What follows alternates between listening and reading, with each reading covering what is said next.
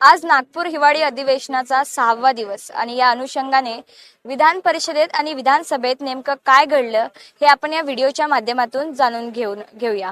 तर सर्वात मोठा प्रश्न म्हणजे तो आहे घरांचा। पनवेल नवी मुंबई परिसरातील सिडकोच्या घरांबाबत घरांच्या दर्जांबाबत चौकशी करू असे नगरविकास राज्यमंत्री माधुरी मिसाळ यांनी विधान परिषदेत सांगितले। तर पगडी मुक्त मुंबईबद्दल भाई जगताप आणि शशिकांत शिंदे यांनी सरकारचे विधान परिषदेत अभिनंदन सुद्धा केले। तर विधानसभेत मंत्री शंभूराज देसाई आणि ठाकरे गटाचे आमदार वरुण सरदेसाई यांच्यात शिवसेना उल्लेखावरून वाद सुद्धा पाहायला मिळाला।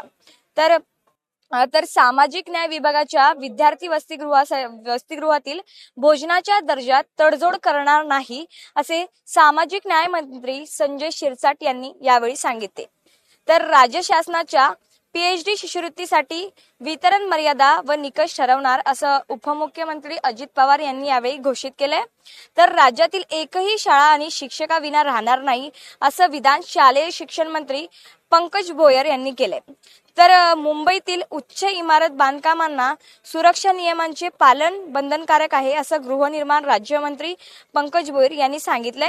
तर सन 2023 पासून देवस्थान विकासासाठी 1000 कोटी निधी आम्ही वितरित करू असं यावेळी सांगण्यात आलंय।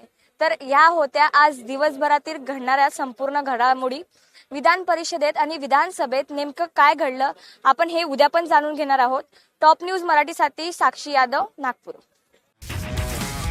तुमची car, electric panel, data server आगीपासून सुरक्षित आहे का? नाही? मग आजच बसवा F protect temperature activated fire suppression device. यामध्ये आहे eco friendly non toxic pressurised liquid जे आग लागल्यास क्षणार्धात ऍक्टिव्हेट होऊन आगीवरती मिळवते नियंत्रण। बसवण्यास अतिशय सोपे आणि सुटसुटीत टेकालिपचे एक दर्जेदार उत्पादन एफ प्रोटेक्ट।